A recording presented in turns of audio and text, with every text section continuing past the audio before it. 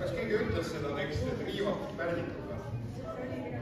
Oli jah, ma olen kirjutanud siia riivatud pärdikud.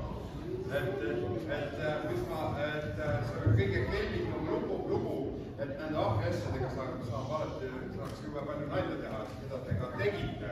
Aga lihtsalt, et kui te veel järgmine aasta seda mängite üle, siis saab seda ahvimist natuke edasi arendada.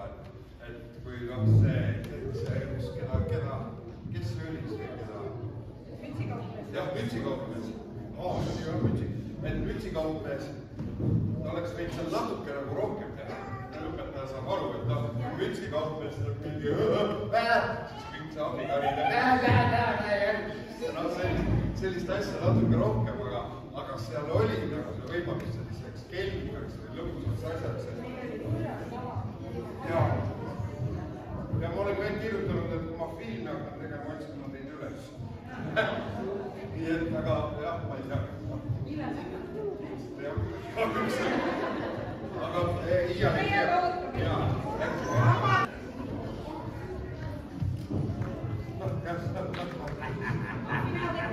Abi näeme ette.